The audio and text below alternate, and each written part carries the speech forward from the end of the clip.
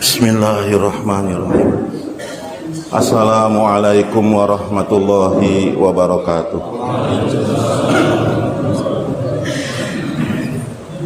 Alhamdulillah, nahmaduhu wa nasta'inuhu wa nastaghfiruh wa na'udzu billahi min syururi anfusina wa min sayyiati a'malina.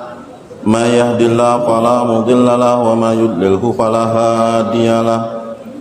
Asyhadu an la ilaha illallah wahdahu la syarikalah wa asyhadu anna Muhammadan abduhu wa rasuluh. Sallallahu alaihi wasallam tasliman katsiran katsira. A'udzu billahi minasy syaithanir rajim. Ya ayyuhalladzina amanu taqullaha haqqa tuqatih wa la tamutunna illa wa antum muslimun. Wa qala habibuna sayyiduna Rasulullah sallallahu alaihi wasallam, la yu'minu ahadukum hatta yakuna hawahu tab'an lima jitu bih. Wa qala kullukum ra'in wa kullukum mas'ulun an ra'iyatihi. Wa qala ballighu anni walau ayah. Atau kama qala Rasulullah sallallahu alaihi wasallam. Alhamdulillah, saudara-saudaraku seiman seislam yang dimuliakan oleh Allah Subhanahu wa taala.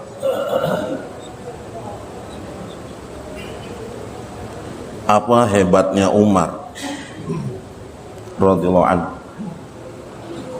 sebelum beliau masuk Islam,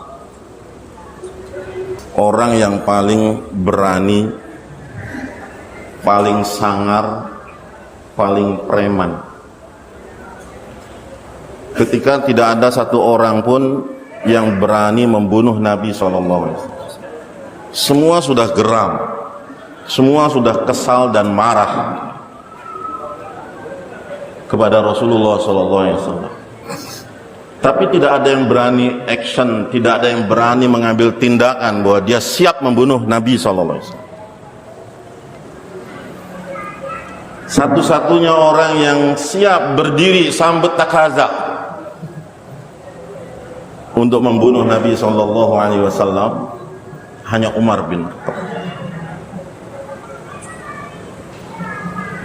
Dengan perasaan yang begitu marah, emosi yang meluap-luap, dengan pedang yang sudah terhunus, siap memenggal kepala Rasulullah SAW. Nauzubillah. Orang seperti itu di ujungnya dipilih oleh Allah Subhanahu wa taala. Sampai Nabi SAW bersabda, seandainya ada Nabi setelah aku, Umar orangnya. Apa rahasianya hadirin? Kalau kita hari-hari bicara islah,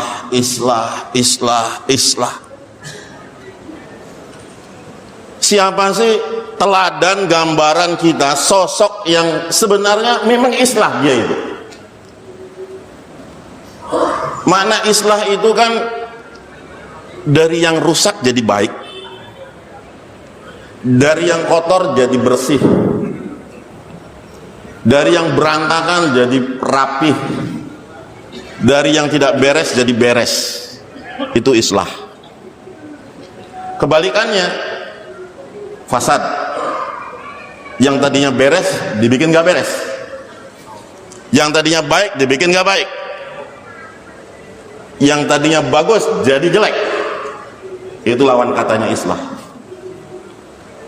Maka banyak orang tidak memandang pentingnya islah dalam diri. Bagaimana sebetulnya maksud islah yang sebenarnya. Padahal islah itu bergandeng dengan iman. Faman amana wa aslaha wala khaufun alaihim wala hum yahzanun. Islah itu bergandeng dengan iman. Iman diiringi dengan islah. Ini rahasia kenapa para sahabat sebagai orang yang asli, betul-betul asli, ya rusak, ya buruk, ya kacau balau, yang gak beres, segala hal yang paling rusak ketika itu ada pada diri sahabat. Dengan sebab islah, mereka dijanjikan surga oleh Allah SWT. Radhiyallahu anhum wa radu'an. Kita ini belum seberapa sebetulnya rusaknya dibandingkan para sahabat. Belum seberapa. Berantakannya kita belum seberapa seperti sahabat. Tapi kenapa hasilnya, outputnya itu tidak seperti jauh melebihi sahabat?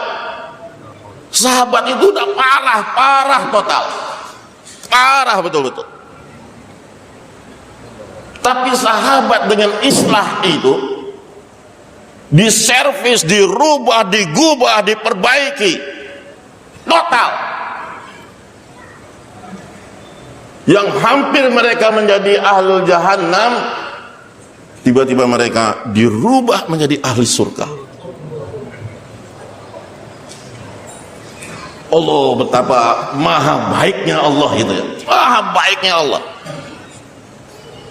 memampangkan kepada kita gambaran-gambaran. Nih orang-orang yang sebetulnya harus kita ikuti. Kadang-kadang orang awam kan cerewet, rewel. Kalau dikasih contoh Nabi, itu kan Nabi. Iyalah Nabi, nah, kan begitu. Tapi kalau kita ditunjukkan, diadukan dengan sahabat, tidak ada apa-apanya kita. Rusaknya itu pol. Rusaknya itu pol. Maka hadirin yang dimuliakan oleh Allah, kita ini mau islah. Beriringan dengan iman kita, amanah wa aslaha. Beriman kita sudah, tinggal islahnya kita ini. Al-Quran tuh nyebutkan, jangan salah paham dengan islah. Ada orang bilang, ini desa ini tadinya kampung banget. Kampung banget. Lalu kami islah, jadi bagus. Yang tadinya tidak ada mall, jadi mall ada di situ. Yang tadinya tidak beraspal, jadi aspal ada. Yang tadinya tidak ada ATM, ada ATM di situ ada. Yang tadinya tidak ada rumah sakit, ada rumah sakit.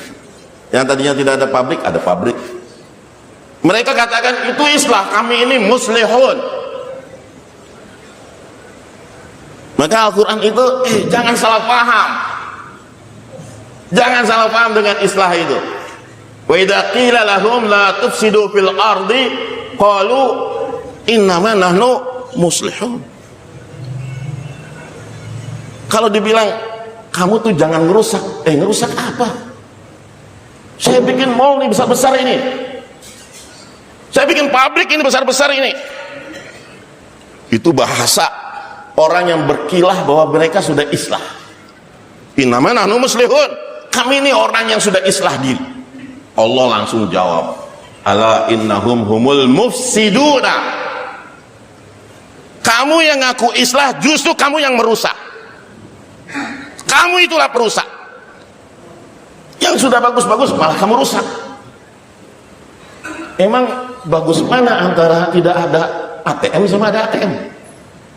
Kalau orang berpikirnya begitu.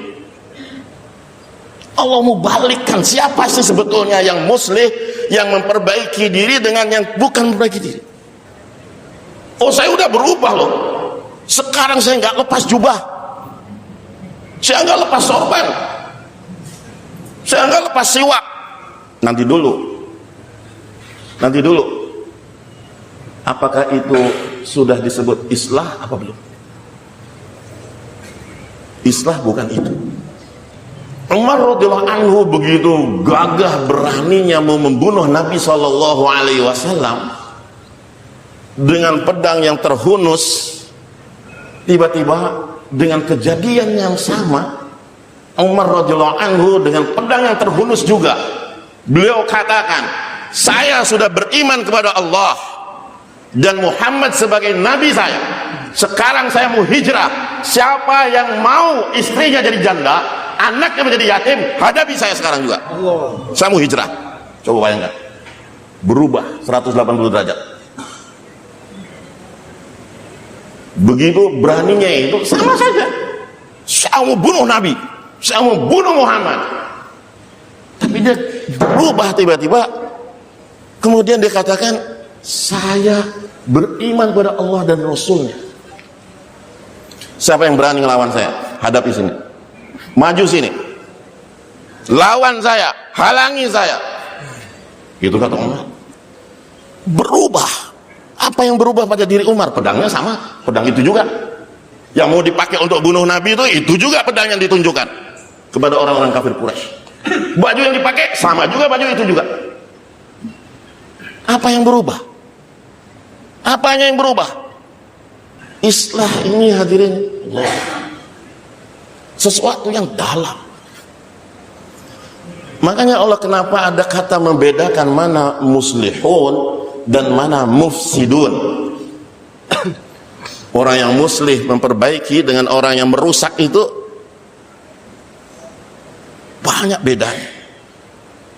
Zohir manusia nganggap, oh ini bagus nih, dia sudah memperbaiki. Belum tentu. Belum tentu itu yang dimaksud oleh Allah Subhanahu wa ta'ala. Orang memperbagus masjid, padahal Nabi SAW bersabda di akhir zaman akan banyak masjid-masjid bagus, tapi kosong dari jamaah. Qurabun minal jamaah. Anggapannya bagus, tidak salah, memang bagus, tapi bukan itu yang dimaksud. Bukan itu yang dimaksud. Maka Allah Subhanahu wa ta'ala berikan kepada kita ini, bagaimana sebenarnya kualitas yang dikehendaki oleh Allah pada diri umat ini. Lihatlah bagaimana yang dimaksud dengan islah yang Allah tunjukkan, Allah terapkan kepada para sahabat radhiyallahu anhum ajma'in. Tuh lihat orang-orang yang sudah muslimun, orang-orang yang sudah berubah tuh seperti itu tuh. Nih contohnya, seperti itulah yang diharapkan. Aminu kama amanan nas. Yang paling pertama, islah yang Allah kehendaki, perubahan iman, perubahan yakin, perubahan tauhid. Itu yang paling asas Allah kehendaki pada diri umat ini. Dan itu dipahami oleh sahabat. Sahabat tuh paham, kalau saya masuk Islam, yakin saya mesti berubah. Kalau saya masuk Islam, mengakui Allah sebagai Tuhan, sebagai Rabb, dan Nabi Muhammad sebagai Nabi, maka yakin harus berubah. Sahabat itu paham, betul-betul paham. Kenapa Abu Lahab, Abu Jahal susah untuk masuk Islam? Setegar ngomong aja asyhadu alla ilaha illallah wa asyhadu anna muhammadar rasulullah, mudah. Hanya dua lafaz saja, dua kalimat saja. Tapi mereka tahu, mereka paham, kalau saya ini sebut kalimat ini, ada yang mesti berubah dalam hidup saya. Ada yang mesti berubah. Yang pertama, yakin harus betul. Ini yang paling susah, berat pada diri sahabat. Yakin mesti berubah ini berat bagi sahabat. Mereka itu bukan tidak percaya Allah. Mereka tahu Allah itu ada, tapi mereka sudah terbiasa dengan Tuhan-Tuhan yang banyak. Nyari jodoh ada Tuhannya, mau punya anak ada Tuhannya, berhenti punya anak ada Tuhannya, buka bisnis ada Tuhannya, mau safar ada Tuhannya, mau sehat sakit ini sakit itu ada Tuhannya. Sehingga ada 360 berhala dengan fungsi masing-masing di sekitar Ka'bah itu, menjadi Tuhan-Tuhan mereka. Kalau mau hajatnya ini perginya ke Tuhan ini, hajatnya ini perginya ke Tuhan ini. Tiba-tiba datang risalah Rasulullah SAW membawa agama tauhid, la ilaha illallah. Harus rubah. Bagaimana bisa yang biasanya dengan 360 berhala harus ditanggung oleh satu Tuhan? Mereka nggak percaya, nggak bisa. Kayak anak santri masuk pondok biasa pakai baju levis, biasa pakai pakaian bergambar, kaos bola, ini itu dan sebagainya. Tiba-tiba tidak ada seragam lain kecuali putih. Berat hati dia. Berat hati ini harus buang semua nih baju-baju yang lain. Yang model jeans, yang model Real Madrid, yang model Barcelona ke apa, semua harus dibuang. Berat hati. Saya sudah biasa ini. Sahabat itu sudah biasa, mereka dengan Tuhan yang banyak tiba-tiba harus menyembah kepada Tuhan yang esa, Tuhan yang satu. Itu yang mereka nggak bisa rubah.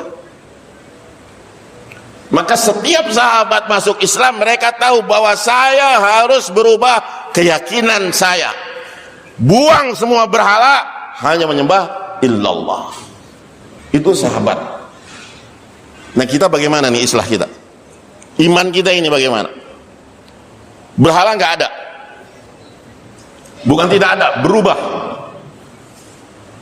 Kalau dulu mau buka toko ada berhalanya, sekarang berhalanya tidak ada, tokonya jadi berhala. Dahulu kalau mau pergi sawah ada berhalanya, sekarang berhalanya tidak ada, sawahnya jadi berhala.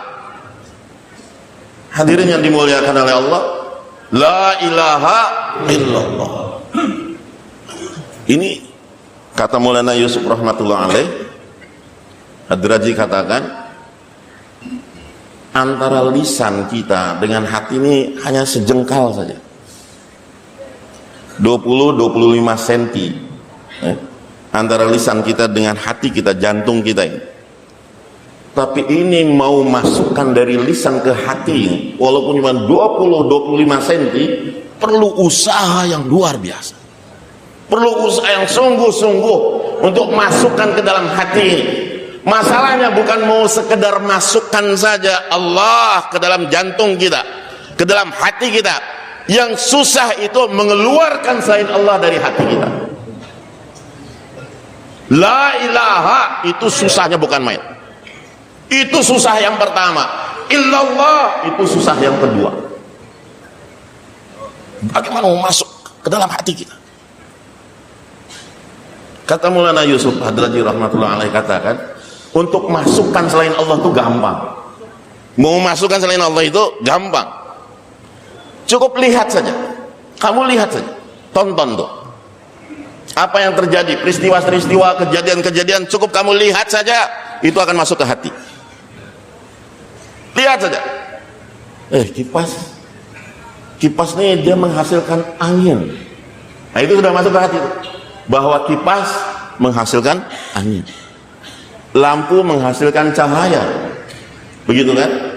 Saya ini bicara karena lisan saya, bapak-bapak mendengar karena telinga bapak. Cukup dengar saja, lihat saja, itu semua itu masuk ke hati. Nggak usah diomongin, nggak usah disiarkan, nggak usah disebar-sebarkan, nggak usah diceramah-ceramahkan. Untuk masukkan selain Allah ke dalam hati, lihat saja pun sudah masuk. Ini kata Maulana Yusuf, mengapa keyakinan kita kepada ghairullah itu begitu dalam sekali? Karena dari sejak lahir mata kita itu sudah terbiasa dengan zahir. Semua peristiwa, semua kejadian, semua itu dilihat oleh mata kita dengan zahir saja, sehingga kita menilainya, zahirnya begini, zahirnya begini. Ini ada karena ini ada karena itu, ini ada karena ini semua hanya begitu saja, sebab akibatnya. Tidak ada yang mengingatkan kita bahwa di balik semua itu ada Allah. Kadang-kadang ibu bapak kita tidak ngajarkan, bapak ibu kita tuh tidak ngajarkan, lupa. Tapi inti sebenarnya daripada apa yang diciptakan oleh Allah di hadapan kita, dari mulai benda, kejadian, ahwal, suasana, keadaan, Allah ingin tahu bahwa di belakang semua itu ada Allah. Allah ingin kita ini paham. Maka semua anbiya alaihissalam berusaha menafikan apa yang kita lihat. Semua anbiya itu menyampaikan kepada umat, nafikan yang kita lihat dan kita yakini apa yang tidak kita lihat.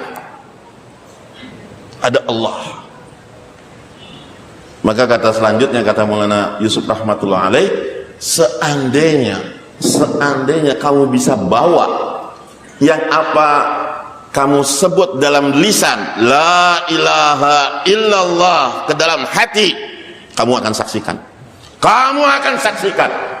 seluruh dunia, bahkan Amerika, Rusia, bahkan seluruh makhluk penduduk langit dan bumi akan tunduk kepada kamu. Apabila apa? Kamu bisa bawa yang kamu ucapkan la ilaha illallah itu ke dalam hati kamu yang cuma 20-25 cm itu, kamu bawa, kamu akan saksikan bagaimana Allah tundukkan semuanya bagi orang-orang yang beriman, bagi mereka yang ada kalimat tersebut. Dan ini bukan omdo, bukan omong doang Allah begitu. Allah tunjukkan, lihat sahabat, dengan apa mereka bisa tundukkan Romawi Persia, dengan apa mereka bisa tundukkan Kisra dan Kaisar. Apakah dengan pedang-pedang dan tombak mereka? Apa dengan pasukan dan senjata mereka? Bahkan tidak berkesan sedikit pun. Tidak berkesan di hati sahabat. Mau senjata, mau bilangan, mau jumlah, mau pasukan, mau apapun, tidak berkesan di hati sahabat. Kadang-kadang kita aneh. Sahabat itu bisa tundukkan Romawi, Persia yang sudah beribu-ribu tahun mereka berkuasa di dunia. Lalu apakah sahabat itu katakan, oh ini Romawi bagus nih, ayo kita ambil pelajaran, ini ambil pelajaran. Mereka tidak ambil sedikit pun apa yang menjadi peninggalan Romawi ataupun peninggalan Persia. Mereka tidak ambil sedikit pun. Mereka hanya ambil apa yang datang dari Allah dan Rasulnya, itu saja sudah. Kalau kita kan, oh kita ambil ini pengalaman, mereka sudah pernah berkuasa, coba kita ambil pelajaran apa yang kita bisa ambil, entah ininya entah itunya. Mereka tidak ada ambil, tidak ada ambil. Hadirin yang dimuliakan oleh Allah, ini islah yang pertama, rubah keyakinan. Yang keduanya, rubah gaya hidup. Ini sahabat, asli sahabat itu mereka rubah gaya hidupnya menjadi gaya hidup Nabi Sallallahu Alaihi Wasallam. Dari ujung rambut sampai ujung kaki, dari bangun tidur sampai tidur lagi, mereka rubah semuanya semirip mungkin, nggak pakai nanya, nggak pakai ragu, nggak pakai bimbang, langsung mereka 100% mereka berusaha akan rubah gaya hidup mereka. Ini yang menjadi andalan. Mereka hidup dengan sunnah itu seperti darah daging mereka, gak bisa berpisah dengan sunnah Nabi. Walaupun mereka mendapatkan berita, oh ini negara besar, oh ini negara dikuasa, oh ini kehidupannya sudah modern, sudah ini, mereka tidak akan terima kecuali di situ ada sunnah Nabi Sallallahu Alaihi Wasallam. Hadirin, kita bisa menang pendapatlah. Umat Islam kalah itu karena teknologinya. Umat Islam itu kalah karena sainsnya. Umat Islam itu kalah karena politiknya. Umat Islam kalah karena ekonominya. Bukan itu. Tidak ada sejarahnya. Walaupun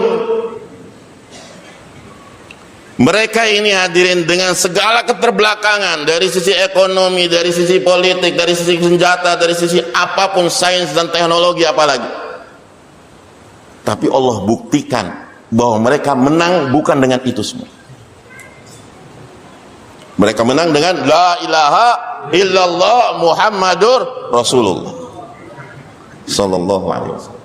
Mereka menang dengan itu, dengan gaya hidup yang mereka pegang teguh betul-betul seperti Nabi, diridhoi oleh Nabi, diiyakan oleh Nabi, disenangi oleh Nabi. Itu mereka gak sanggup, gak tahan dalam hati mereka itu kalau ada Nabi tidak ridho, Nabi tidak suka, Nabi bermuka masam, Nabi cemberut, Nabi berpaling. Mereka tuh nggak akan bisa tidur, tidak tenang jiwa mereka, hati mereka gelisah bila ada dalam hidup mereka yang Nabi nggak bilang apa-apa, Nabi hanya berpaling atau Nabi bermuka masam, mereka nggak akan tenang.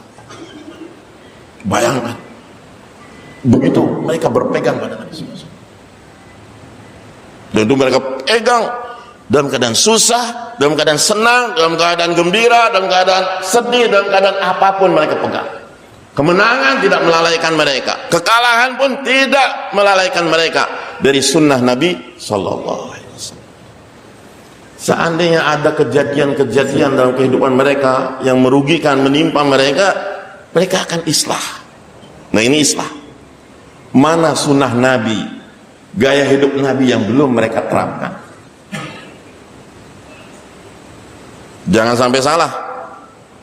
Kadang-kadang kita ini pintar saja berdalil sunnah, tapi diri kita tidak sunnah.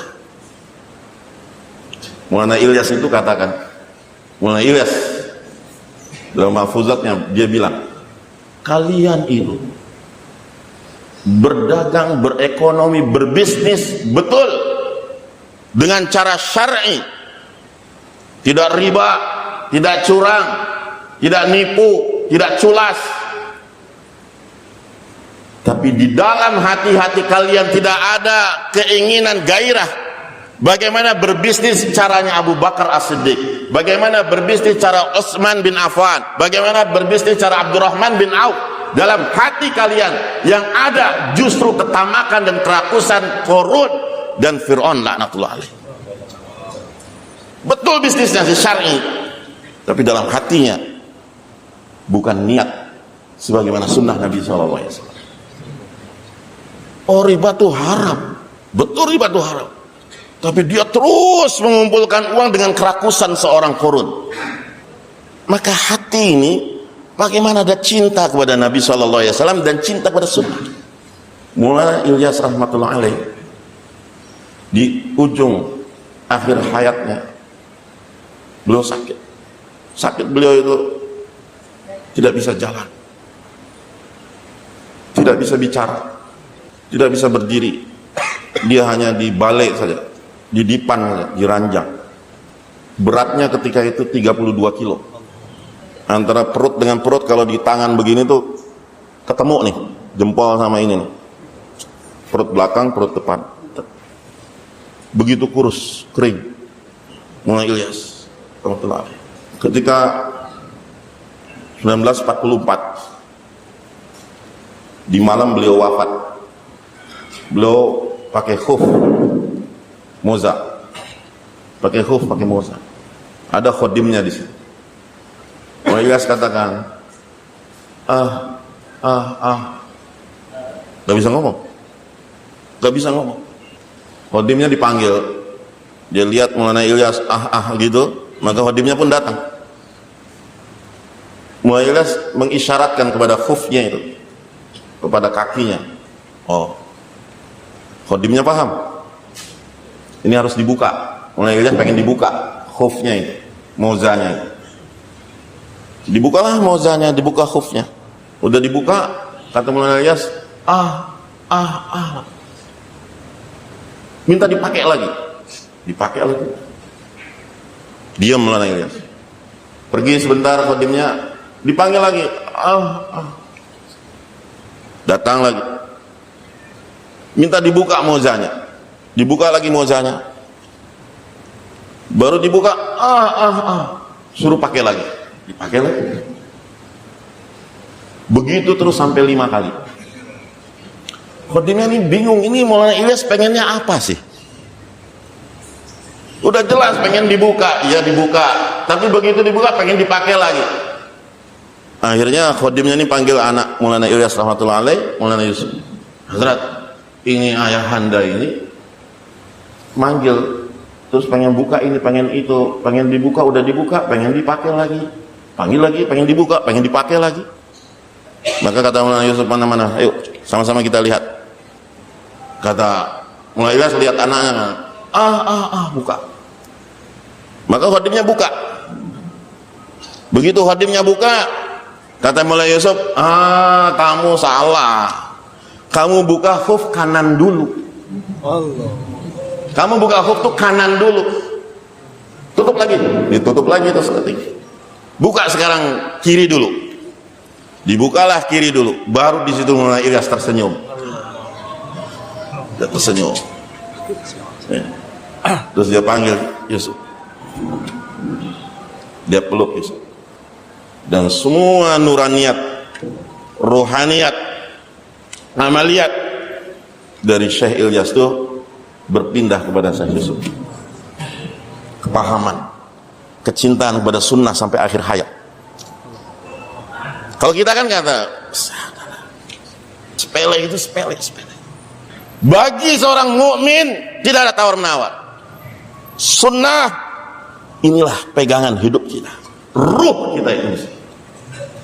Mu'ayyaz nggak sanggup, dia nggak sanggup hidup bertentangan dengan sunnah walaupun dalam keadaan kondisi yang sudah uzur, sudah ma'zur, sudah dikatakan dimaklumlah darurat begitu ya, nggak bisa.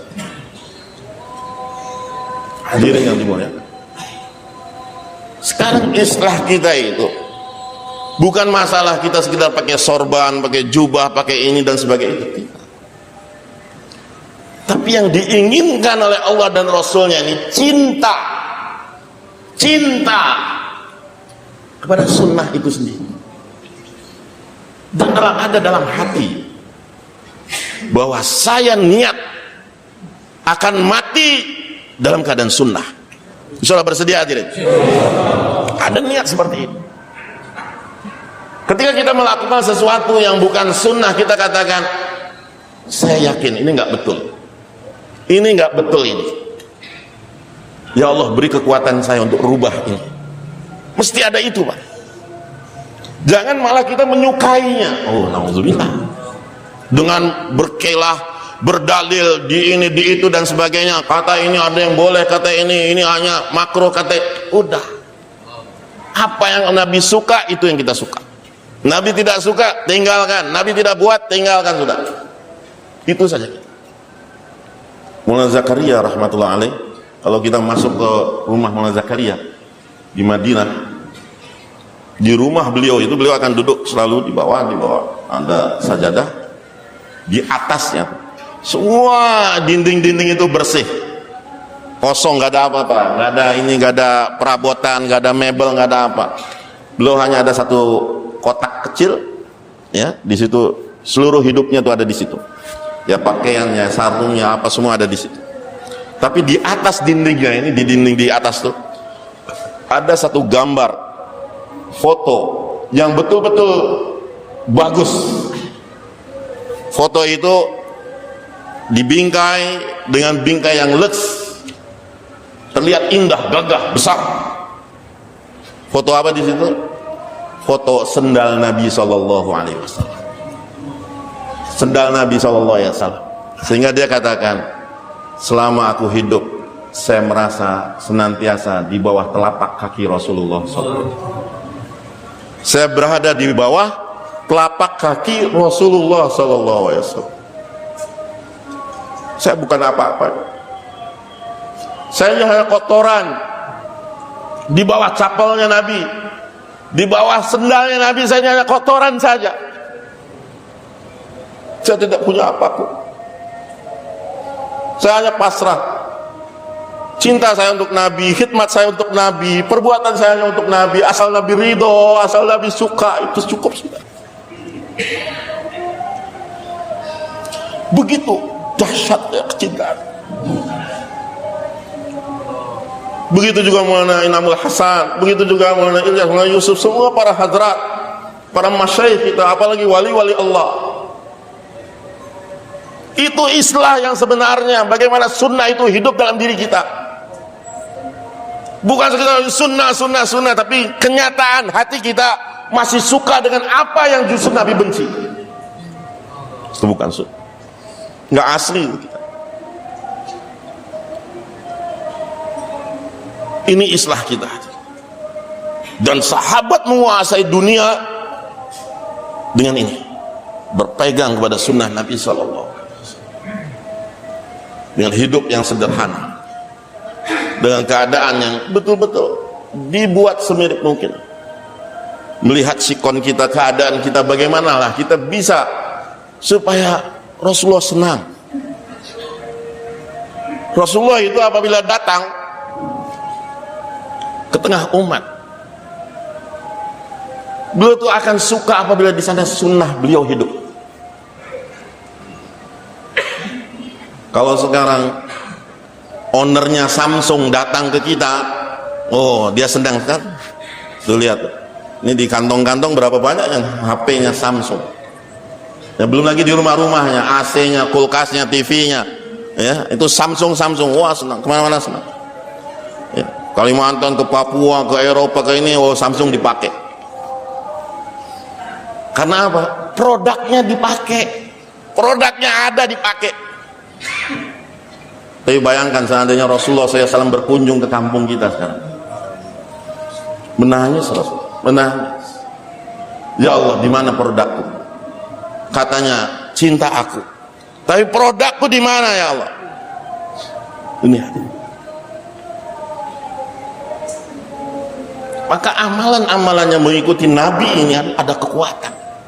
Di situ ada rohaniat, di situ ada nur, di situ ada keberkahan. Yang paling amalan puncaknya di atas segala amalan adalah sholatnya Nabi. Sallu kama ra'aitumuni usolli. Lihatlah, sholatlah kalian sebagaimana kalian lihat aku sholat. Dahsyatnya Nabi itu tidak menghilangkan kata ra'aitumuni. Beliau tidak katakan sallu kama usolli, tidak. Sholatlah kamu sebagaimana aku sholat, tidak. Beliau katakan sallu kama ra'aitumuni usolli. Sholatlah kalian sebagaimana kamu lihat aku sholat. Yang lihat sholat Nabi itu banyak.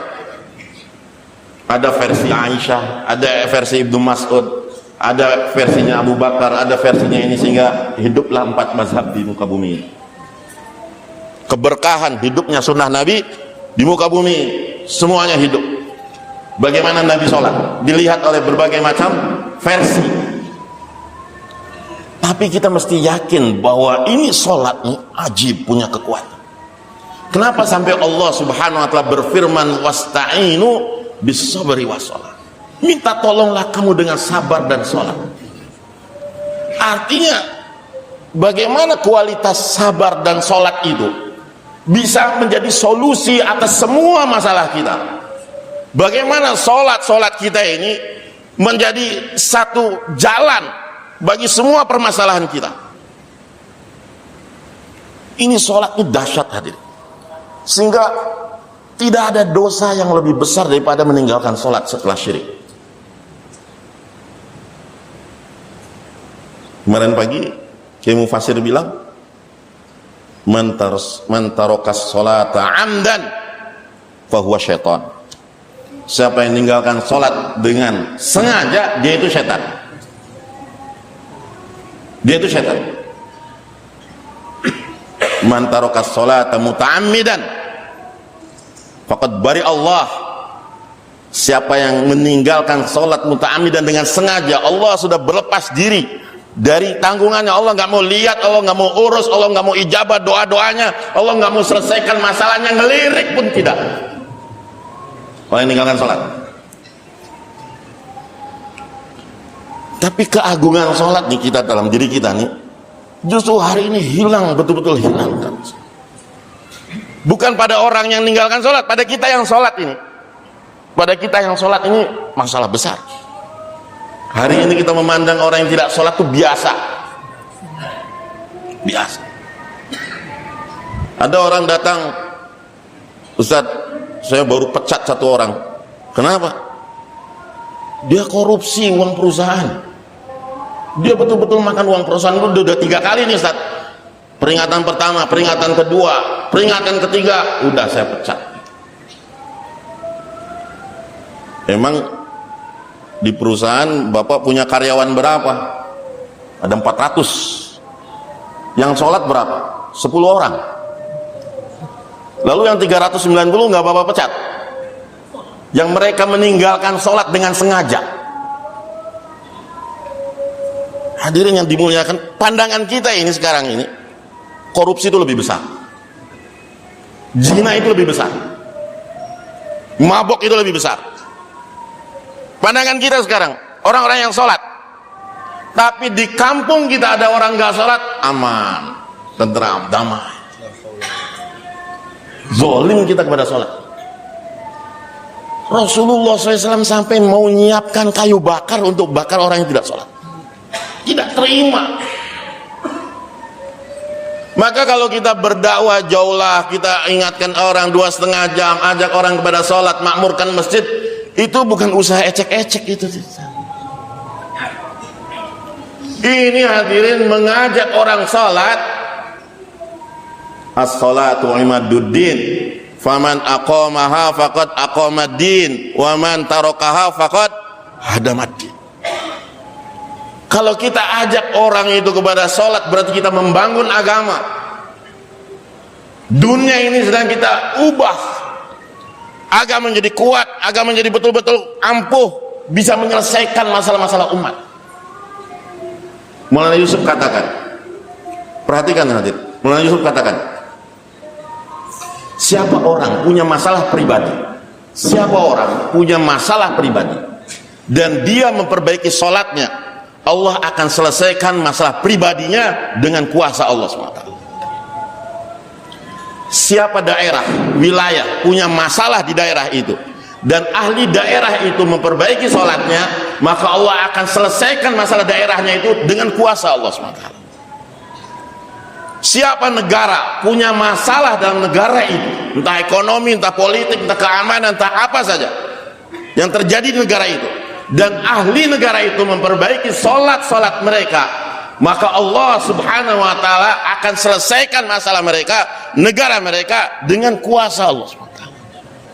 Dan seandainya seluruh alam punya masalah di seluruh dunia ini, mendapatkan masalah dalam urusan mereka dan seluruhnya memperbaiki sholat-sholat mereka, Allah akan selesaikan masalah seluruh dunia ini dengan kuasa Allah SWT. Itulah kenapa wasta'inu bis-sabri was-shalah. Oh, cantiknya ya, kalau seluruh pergerakan, seluruh ormas, seluruh organisasi, seluruh apa saja, kiai-kiai, khotib-khotib, mubalik, ustadz-ustadz, penceramah, sudah, gak usah yang neko-neko, dakwah kepada orang tuh, pada iman dan sholat cukup sudah. Indahnya negeri ini. Negeri ini bakal indah.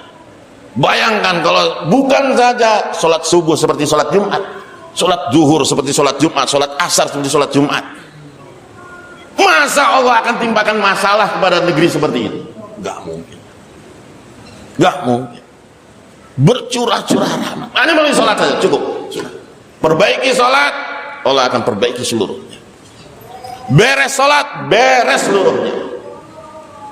Di akhirat nanti, awwalu ma yuhasabu bihil abdu yaumal qiyamah as-sholat. Yang paling dilihat oleh Allah itu sholatnya bagaimana. Sholatnya beres, beres. Sholatnya bagus, bagus. Sholatnya kurang semua. Ini saja, sudah. Mau kemana lagi kita? Ekonomi ada di sholat, keamanan ada di sholat, politik ada di sholat, pendidikan ada di sholat, kecerdasan ada di sholat, kesehatan ada di sholat, kedamaian ada di sholat, ketentraman ada di sholat, semua masalah ada di sholat. Sahabat nggak memandang sholat itu nggak main-main. Masalah sedikit sholat, sahabat mereka tahu, sudah nggak usah lari kemana-mana, sholat. Selesai masalah mereka. Islah kita sekarang ini, berapa banyak problema kita dalam kehidupan yang selesai dengan sholat. Coba kita belajar. Pasang papan tulis di rumah kita, ya. Terus kita bikin apa, pagar-pagar gitu. Dihitung. Oh, alhamdulillah. Masalah kontrakan selesai dengan sholat. Masalah ini selesai dengan sholat. Kira-kira ada berapa baris gitu dalam kehidupan? Jangan-jangan tidak ada dalam hidup kita 40-50 tahun ini satu pun masalah yang selesai dengan sholat. Innalillahi wa inna ilaihi raji'un. Jangan-jangan Kapan ya kita selesai masalah dengan sholat kita ini? 4 bulan sudah 10 kali, jalan kaki sudah 10 kali juga, tapi belum pernah ada pengalaman dalam hidup masalah kita selesai dengan sholat. Artinya apa? Islah itu belum datang pada diri kita. Insyaallah kita perbaiki sholat kita aja. Dan sholat itu kata Nabi SAW, "Shallu kama ra'aitumuni usolli." Lihat, ya, belajar bagaimana aku sholat. Kalau belajar bagaimana aku sholat itu sumbernya nggak ada lain ulama. Mohon maaf. Untuk bisa supaya sholat kita ini seperti sahabat, ulama. Kadang-kadang ulama juga belum tentu sholatnya betul secara rohaniat. Tapi bagaimana kita belajar apa yang seharusnya kita lakukan dalam sholat, tidak ada lagi sumbernya, ulama. Hadirin yang dimuliakan oleh Allah, nanti dari ulama itu kita akan tahu apa sih kehendak Allah itu. Apa kehendak Allah? Ini bedanya ilmu dengan pengetahuan. Ilmu dengan pengetahuan bedanya apa? Kalau ilmu, dia ingin tahu Allah maunya apa dari diri saya, Allah maunya apa dari diri saya dalam setiap saat dan keadaan. Ini Allah maunya apa nih dari diri saya. Kalau pengetahuan, kita ingin tahu apa yang makhluk inginkan dari saya, makhluk lain mau kan, itu pengetahuan. Tapi kalau ilmu, apa yang Khalik mau dari diri saya, kita hadirin belum tentu paham. Maunya Allah itu belum tentu paham. Yang paham itu ulama. Makanya kita ingin belajar apa sih keinginan Allah itu. Ba'da subuh apa, ba'da zuhur apa, kalau lagi ditimpa begini apa, kalau lagi begini apa, kalau lagi dapat proyek apa, kalau lagi rugi apa, kalau lagi sakit apa. Nanyanya ke siapa? Ulama yang tahu. Makanya kata Maulana Zubair, Maulana Inamul Hasan, Maulana Zubair itu betul-betul kencang. Beliau katakan, jihad ada baiatnya, tarekat zikir ada baiatnya, tadris kita belajar ilmu pesantren ada baiatnya. Maulana Ilyas ada baiat jihad, Maulana Ilyas juga ada baiat zikir, ada baiat juga pondok, ada baiat macam-macam, ada baiat dakwah, ada baiat dakwah, ada baiatnya. Tapi yang paling perlu dalam kehidupan ini adalah baiat kita dengan guru mursyid kita yang bisa bimbing kita dalam kehidupan. Mungkin kita tidak bisa baiat tarekat, kita tidak bisa ikut baiat jihad, tidak bisa ikut baiat dakwah ataupun baiat tadris di pondok. Tapi minimal kita ini ada pembimbing dalam kehidupan kita yang selalu kita bertanya, jangan sok tahu, jangan pilih ambil keputusan sendiri. Pasti itu hawa nafsu. Tanpa bimbingan ulama kita bakal susah. Perjalanan kita tanpa mursyid yang seharusnya selesai hanya dalam 1 hari bisa selesai dalam 1 tahun. Wah, pusing ke semana. Tapi kalau kita ada mursyid, enak hidup tuh. Saya harus pilih A, B, C, atau bagaimana Pak Kiai? A, B saja. Dah 3. Gak usah A, B, C, A, B, C. Kayak anak ujian, ya? Nggak perlu, tanya saja. Pak Kiai, saya mau ini melamar untuk anak saya nih. Namanya ini, umurnya ini, pekerjaan ini, tolong istikharahkan. Kata Pak Kiai bagus, ikut. Kata dia, serahkan aja Pak Kiai. Enak kan diri. Ini untuk enak udah. Nanti ditanya Allah, kamu kok ambil keputusan gitu? Itu Pak Kiai saya sudah. Pak Kiai jauh. Enak ada mursyid kita tuh. Ini karena kita merasa sudah 4 bulan, merasa kita sudah jalan kaki, sudah jadi jumidar, gak perlu mursyid. Gak perlu mursyid. Nah ini kita punya sebelah itu kan begitu. Ucapannya yang terkenal. Tidak ada mursyid dalam tablik. Gak bisa. Kita mesti dengan ulama. Karena ulama itu warasatul anbiya. Yang paling menipu kita ini apa? Ini kacau. Kalau kita disuruhnya apa? Kalau ada ulama tempatan, maka kita ikram mereka dengan duduk dalam majelis mereka. Ini kata-kata betul-betul menyesatkan, merusak kita betul-betul. Ya. Kalau ada ulama tempatan, ikram, duduk di majelis mereka. Dikiranya ulama itu sekedar ikram saja.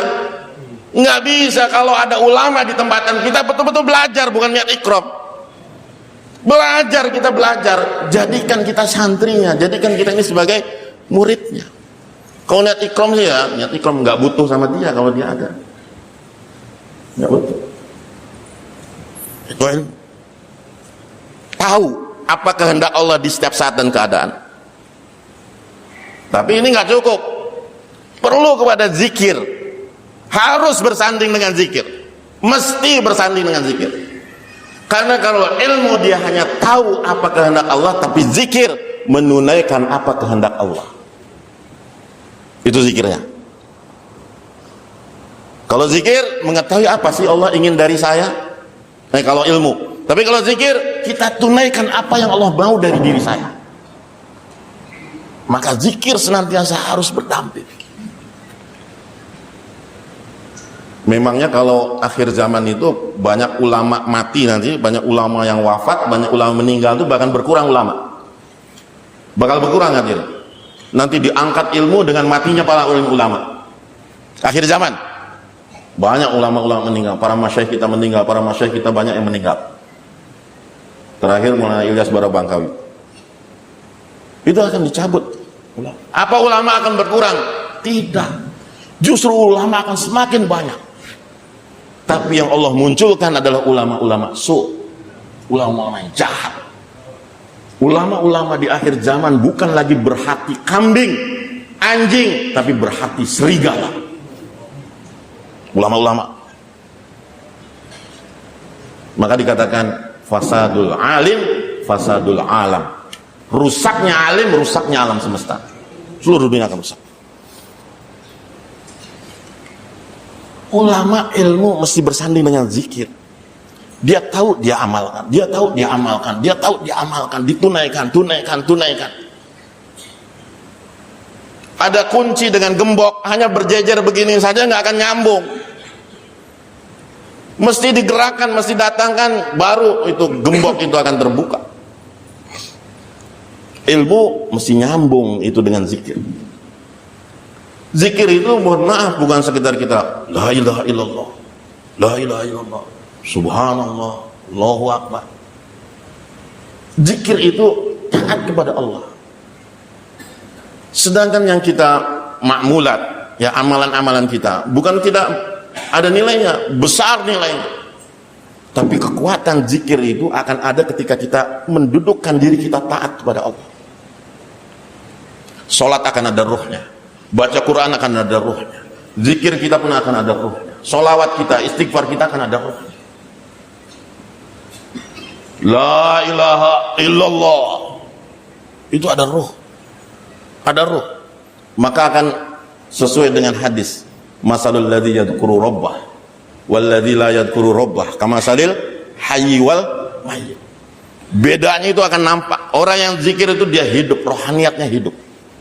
Sholatnya hidup, baca Qurannya hidup. Karena apa? Karena memang beda. Maka kata Maulana Inamul Hasan, seandainya kalian istiqomah saja, zikir pagi petang cisti, ya, zikir pagi petang cisti ya. Apa?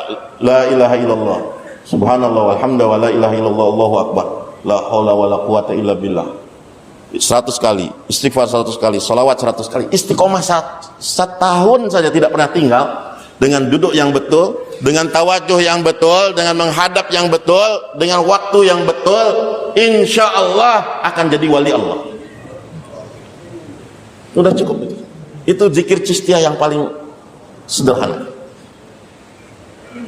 Akan ada pengaruh, efeknya itu akan besar. Efeknya akan besar. Apalagi kita ambil zikir-zikir yang lain, mutarekat manapun silakan. Orang kalau sudah ucapkan Allah hadirin yang dimuliakan, efeknya pasti ada. Satu orang kaya takabur sombong di zaman Abdul Qadir Jailani rahmatullah alaih. Dia ini kaya raya. Dia bilang, saya akan goda ini Abdul Qadir Jailani. Saya akan goda dia. Maka dia panggil itu budak hamba sahaya yang paling cantik. Sini kamu. Ini uang. Beli make up yang paling bagus, yang paling mahal. Kamu dandan, kamu rias diri kamu secantik mungkin. Beli minyak wangi yang paling harum, sampai betul-betul harumnya itu merangsang birahi. Wah, ini namanya budak sedang kan begitu kan. Oke bos, siap aja dia. Udah dandan cantik-cantik gitu-gitu, dia hadap lagi bosnya. Saya disuruh apa bos? Kamu goda Abdul Qadir Jailani. Mantap betul. Bagaimana caranya?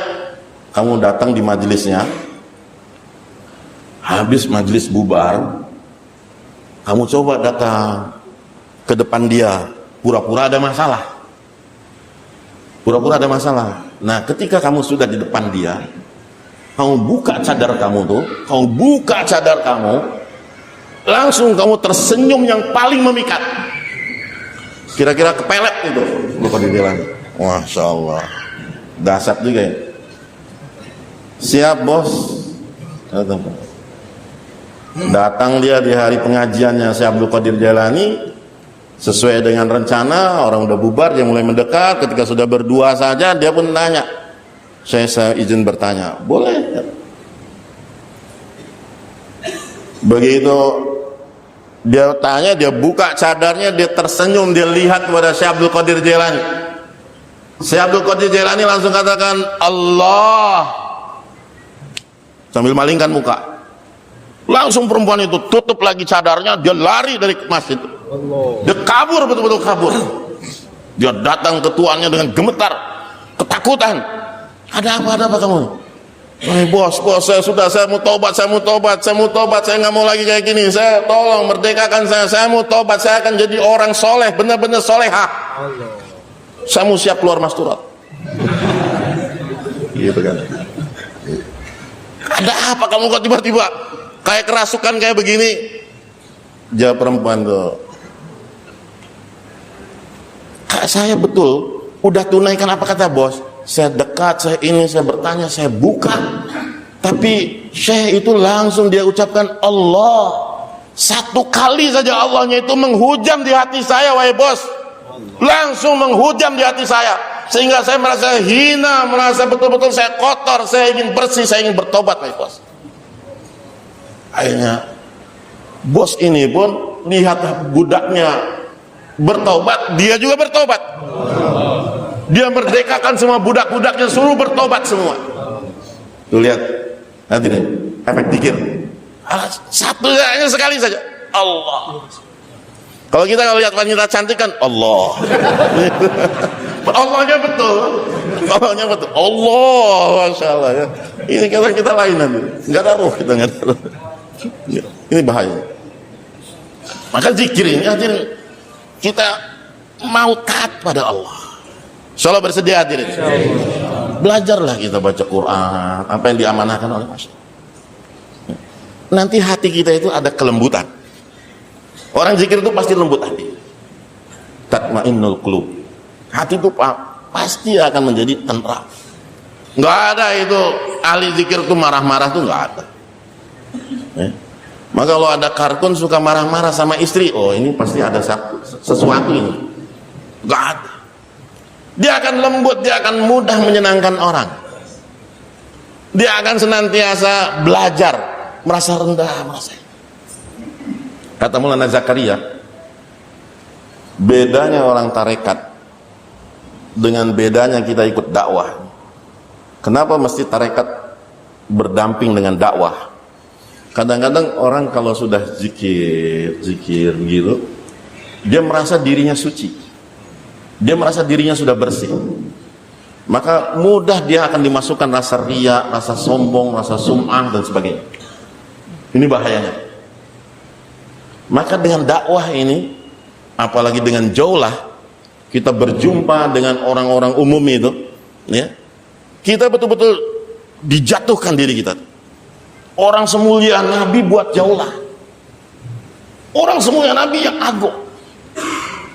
Maulana Ilyas itu hadirin, betul-betul Masya Allah. Beliau orang yang pandai ngambil hati. Dia siap merendahkan dirinya serendah apapun.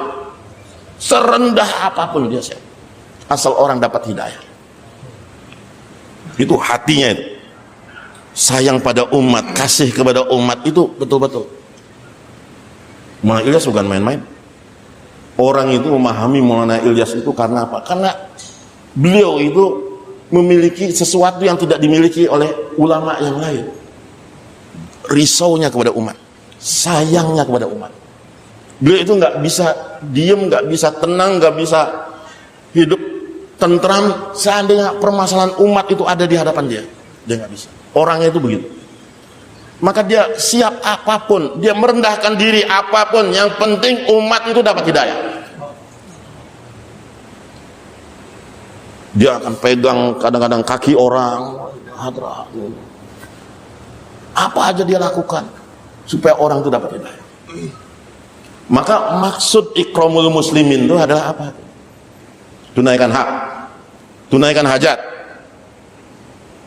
Maksud dari ikramul muslimin itu adalah bagaimana seluruh orang Islam adalah seperti satu badan bagi kita. Saya ulangi lagi. Maksud ikram yang terbesar itu adalah apa? Bagaimana seluruh umat Islam, mau partai apa, organisasi apa, golongan apa, siapapun yang namanya orang Islam adalah satu badan kal jasadil wahid. Rasa kita tuh seperti itu. Dengan ikram kita ini, saya muliakan orang lain berarti saya muliakan diri sendiri. Maulana Ilyas itu seperti begitu. Ada satu ketika Maulana Ilyas itu dengan dia keluar di Panipat dengan orang-orang mewat. Di Panipat betul-betul, mana Panipat nih terkenal waliullah. Syekh Panipati itu ada seorang waliullah. Gaya baca Qur'annya pun terkenal sampai sekarang. Beliau keluar di sana, di sana disambut oleh satu orang saudagar besar. Dia katakan, ini jamaah nanti makan di saya maghrib. Maghrib makan di saya, di rumah saya, dijamu. Di zaman Maulana Ilyas keluar, itu tidak ada namanya makan istimai. Kalau kita kan ada makan istimai, ada khidmat istimai. Tidak ada, di zaman Maulana Ilyas tidak ada makan istimai. Mereka semua bawa di plastik, dikresek, dibungkus, diikat gitu. Dal itu yang masih mentah itu mereka akan. Jadi kalau mereka lapar ya sudah makan ya. Sudah. Habis ya sudah. Gak ada istimai, kumpulkan uang, gak ada di zaman Maulana Ilyas. Semua bawa masing-masing. Ya, tidak ada makan istimai.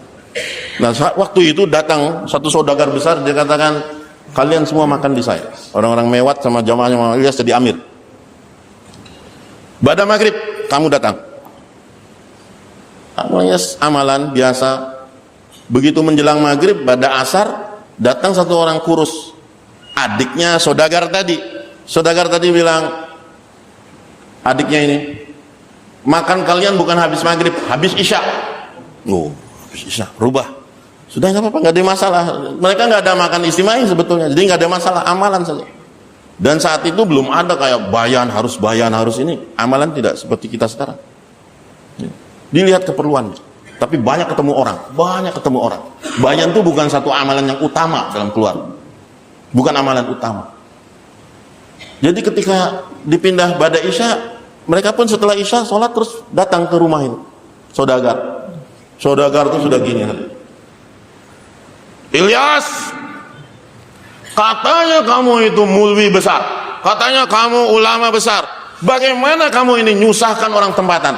Saya bilang pada maghrib, kenapa kamu datang pada isya? Saya bilang kan pada maghrib, kenapa kamu datang pada isya? Maulana Ilyas diam saja, nunduk semua. Akhirnya kata saudagar, nah sudah tuh, masuk makan, karena sudah memang disediakan. Jangan salahkan saya kalau ini semua dingin makanannya. Saya sudah siapkan pada maghrib. Kalau maghrib tuh masih anget. Sekarang udah isya ya wayah nak, dimaklum, udah dingin. Rotinya udah keras, dalnya sudah apa? Udah beku. Makan, sambil makan tuh kepalanya itu sama saudagar digini-gini nih. kamu nih, ya. Katanya ulama, katanya ustadz, katanya ini, kamu nih, wah, nyusahkan orang tempatan. Terus dia namanya, lagi makan, gini lagi makan. Terus begitu. Makanya diam saja. Direndahkan kayak begitu tuh, makanya. Akhirnya udah selesai, Muayyas pegang kakinya. Hadrat, saya salah, maafkan saya nggak akan ulangi lagi. Saya salah Hadrat, saya minta maaf, sudah ngerepotin Tuan, saya minta maaf, betul-betul minta maaf. Begini kan sama si saudagar, pegang lagi, Hadrat, maafkan saya. India kan begitu, kadang-kadang. Udah selesai bubar. Ini orang-orang mewat kan mantan-mantan preman juga, Pak. Bekas pembunuh bayaran, bekas pemabok, penculik, perampok. Nah, kenapa kok tidak kita lawan? Kan dia walaupun besar, kita kan banyak kan nih. Ya. Kita bisa lawan lah katanya. Kenapa engkau Hadrat diam saja? Kata Maulana Ilyas, memang kita benar. Itu yang saudagar kecilnya itu, yang saudaranya itu ada waktu mulai segini-gini tuh ada dianya, nggak ngomong apa-apa, kakaknya buat kayak begitu. Tapi kata Maulana Ilyas, coba kamu perhatikan, itu kakak beradik. Kalau saya bilang bahwa adiknya yang undang kita pada Isya, pasti ribut nih kakak beradik, akan bertengkar ini kakak beradik. Kalau sudah adik dan kakak bertengkar dan mereka punya ibu punya bapak, gimana perasaan ibu bapaknya coba? Itu ibu bapaknya belum tentu nerima. Lihat anak-anaknya bertengkar ribut, bisa jadi terkeluar dari mulut ibunya kata-kata yang akan mendoakan keburukan bagi anaknya. Kalau sudah itu terucap, mereka menjadi anak-anak yang dilaknat, dikutuk oleh ibu bapaknya. Bagaimana? Maka kenapa saya udahlah, ini salah saya, selesai masalah tuh hanya sampai situ saja, sudah nggak panjang-panjang lagi. Oh, baru paham. Saya nggak mau masalah ini berlanjut ke akhirat, katanya. Lihat tadi orang itu, masya Allah. Maulana Ilyas ini hikmahnya tinggi dan betul-betul mengembangkan dakwah itu bukan dengan sekedar bayan, sekedar takrir ini tidak. Dia dengan perilaku akhlak yang mulia. Makanya ikromnya para masyayikh itu luar biasa. Maulana Zakaria itu setiap siang selalu menyediakan makan untuk orang-orang. Makan, ayo makan. Seadanya makan. Maulana Zakaria selalu apa? Jadi islah kita ini bukan sekedar islah yang parsial, yang hanya sekedar oh ini kita perbaiki ini, enggak, ini kita perbaiki ini. Kita mau perbaiki total akhlak kita, tingkah laku kita, hati kita, zulumat di dalam hati kita nih, perasaan-perasaan kita semuanya kita singkirkan. Harus jadi orang yang pandai memaklumi, pandai memaafkan, pandai menerima uzur orang, pandai membuat uzur untuk orang lain. Kenapa ya dia kalau nggak ikut musyawarah? Oh mungkin sakit. Jangan, kenapa dia nggak ikut musyawarah? Dasar memang dia tuh nggak tertib. Jangan begitu. Pandai membuat satu alasan. Buatlah alasan untuk saudara kamu. Itu hadis Nabi SAW. Maka hadis mengatakan ikramul muslimin itu sebetulnya adalah pakaian kita, akhlak kita. Makanya kalau ada karkun berdiam di satu muhala, di satu halakoh sudah 20 tahun 30 tahun tidak akrab dengan masyarakat, nah itu salah. Ada sesuatu yang salah, yang error dalam diri dia. Gak mungkin. Alhamdulillah saya dapat sunnah dibenci oleh tetangga. Sunnah apa? Saya diusir katanya sama keluarga saya dapat sunnah. Sunnah mana? Sunnah yang mana? Ya. Mohon maaf, sunnah yang mana? Era Rasulullah diusir, era Rasulullah dibenci, era sahabat dimusuhi itu hanya 12 tahun tok sudah di Mekah. Setelah itu adalah fatah, penerimaan. Sahabat pergi ke Afrika, diterima di Afrika. Sahabat pergi ke Eropa, diterima di Eropa. Sahabat pergi ke Cina, diterima di Cina.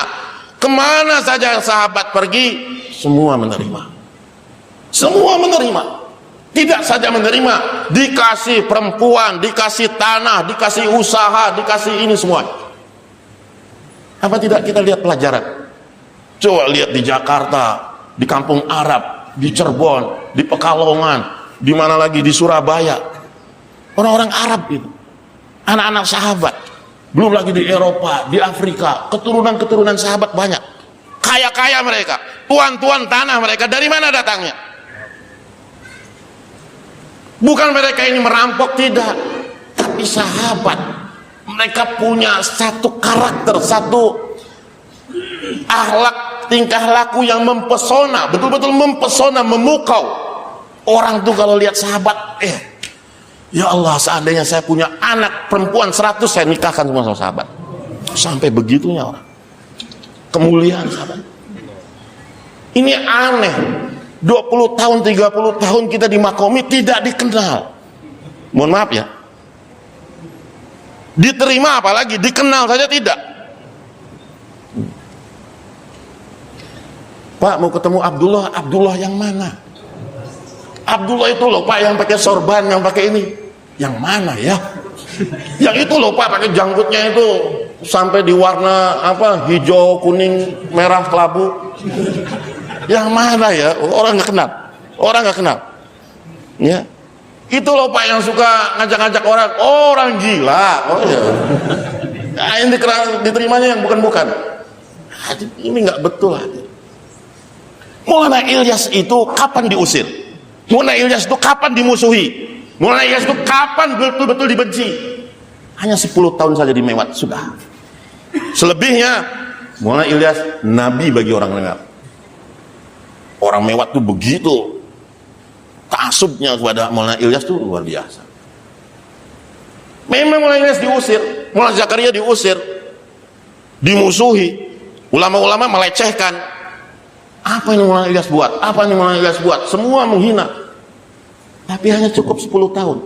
Setelah 10 tahun terbuka. Istimewa pertama kali di Mewat itu 8.000 orang. Istimewa pertama. Padahal itu Maulana Ilyas paling buat beberapa orang saja. Tapi sudah orang memukau. Pribadinya itu memukau. Bicaranya nggak memukau. Omongannya itu nggak jelas, gagap. Begitu. Tapi ya Allah, pribadinya itu penuh nur. Penuh. Maka orang Islam kita kadang-kadang karbon hadirin semua, ya Allah ya Rahman. Kita mau islah pribadi kita. Islah tingkah laku kita. Yang paling menilai daripada kita ini udah tablik belum tuh hanya 2 saja. Keluarga dan tetangga, udah pasti. Mau dibilang jagoan di markas, Faisalat di markas, ini orang provinsi, ini orang ini Jumid dan sampai Nabi katakan, seandainya tetangga kamu bilang kamu baik, berarti kamu baik. Seandainya tetangga kamu bilang kamu buruk, kamu jahat, berarti kamu jahat. Nabi bersabda begitu. Yang nilai ini sebelah menyebelah kita, yang tahu diri kita. Istri kita apalagi hadir. Istri kita itu saksi yang paling sempurna nanti berdiri di hadapan Allah. Yang tahu dalam-dalamnya kita. Tahu dalamnya kita. Makanya kita sama istri masih marah. Allah. Kata Maulana Inamul Hasan, satu saja akhlak, agenda pertama yang kita harus rubah, jangan marah. La taghdab walakal jannah. Berhenti marah, kamu masuk surga. Itu kata Nabi. Berhenti marah, kamu masuk surga. Gampang susah? Susah. Susah, berhenti marah itu susah. Susah. Maka hadirin, bagaimana kita dicintai oleh istri, dicintai oleh anak-anak, karena kita tahu perubahan pada diri kita nih. Khairukum li ahli. Ya kan? Sebaik-baik kalian yang paling baik untuk keluarga. Dan saya paling baik untuk keluarga saya. Jangan sampai kita keluar 4 bulan semua bersyukur. Istri bersyukur, anak bersyukur, ya Allah, alhamdulillah engkau telah hilangkan musibah di tengah keluarga kami. Engkau telah singkirkan azab ini ya Allah. Ya, itu ya, jangan sampai begitu. Nauzubillah min. Maka hadirin kita harus betul-betul perbaiki. Insyaallah hadirin ya. Nanti efeknya itu hadirin pasti hati kita ini akan bersih. Kalau kita bersih sama sesama itu, insya Allah bersih ke Allahnya juga akan bersih. Gak pandai kita itu terpancing, tidak mudah kita itu emosian, tersinggungan, dipuji, dihina. Itu hati kita tuh nanti itu efeknya itu begitu. Hati kita tuh betul-betul enak. Kita akan mudah ngontrol hati kita. Emosi kita tuh bisa dikontrol. Sehingga kita tahu ya, bahwa sebetulnya Allah memandang kita. Qad aflaha man tazakka. Ya. Qad aflaha man zakkaha wa qad khaba man dassaha. Orang yang bersih ini dia sudah menang. Bersih hatinya itu menang. Nah, agenda-agenda ini hadirin islah ini memang mau nggak mau kita mesti luangkan waktu di jalan Allah. Mau nggak mau. Emangnya nggak bisa kita islah di rumah kita? Oh mohon maaf, nggak bisa. Bisa kan kita dakwah di rumah kita? Nggak bisa. Nggak bisa. Sholat di rumah kita? Nggak bisa. Hidupkan sunnah? Nggak bisa. Tarbiyahnya itu memang mesti keluar.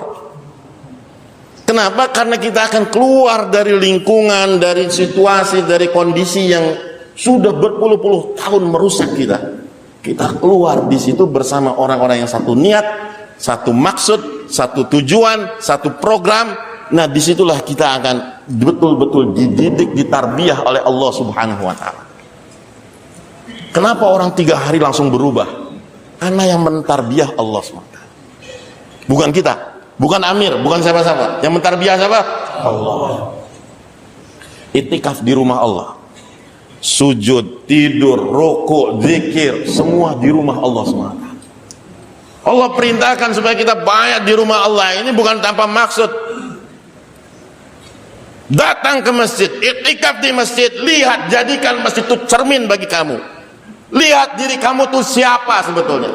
Kenapa engkau sujud 2 kali dalam setiap rakaat? Yang sujud pertama supaya kamu tahu bahwa kamu itu dijadikan dari tanah. Mau kamu jenderal, direktur, manajer, orang kaya, orang siapapun kamu dijadikan dari tanah. Sujud yang kedua bahwa kamu akan kembali ke tanah, siapapun kamu. Siapapun kamu, mau raja, mau presiden, mau menteri, siapapun kamu bakal kembali ke tanah.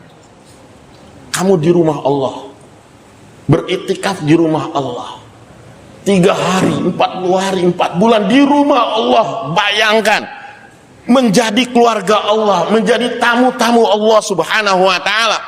Minum dengan air minum yang Allah sukai, makan dengan makan yang Allah sukai, berbicara dengan pembicaraan yang Allah sukai, mendengar dengan pendengaran yang Allah sukai, melihat dengan pemandangan yang Allah sukai, bergerak dengan gerakan yang Allah sukai, hidup penuh dengan ketertiban. Allah, begitu cantiknya kehidupan, begitu cantiknya kehidupan.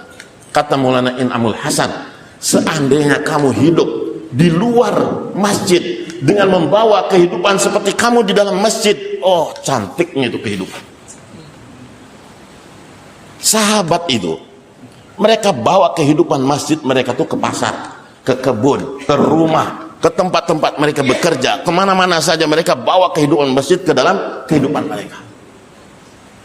Kita terbalik, bawa kehidupan pasar ke masjid, bawa kehidupan pabrik ke masjid, bawa kehidupan kantor ke masjid.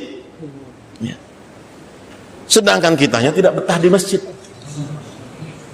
Program orang-orang kafir itu 2 saja hadirin. Jangan betahkan orang laki-laki di masjid, dan jangan betahkan orang perempuan di rumah.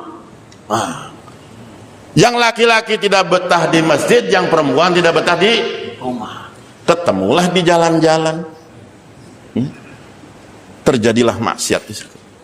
Seandainya laki-laki sudah suka di masjid, perempuan suka di rumah, separuh permasalahan dunia ini selesai sudah. Allah bereskan semua. Insyaallah bersedia hadirin. Semakin kita betah di masjid, semakin kita sering di masjid, kita bergaul dengan malaikat. Kita dalam tarbiyah Allah Subhanahu wa Ta'ala. Ada kekuatan kita bawa suasana masjid ke dalam rumah kita. semakin lama, semakin jauh, semakin bermujahadah kita di dalam masjid ini, maka Allah akan masukkan ruhaniyat masjid itu ke dalam hati kita. Nur masjid itu masuk ke dalam hati kita. Nuraniyat amalan kita ini akan muncul. Zikir kita, sholat kita, baca Quran kita, semua ibadat-ibadat kita ada ruh. Insyaallah semua bersedia hadir 4 bulan di jalan Allah. Allahu Akbar. Boleh silakan berdiri.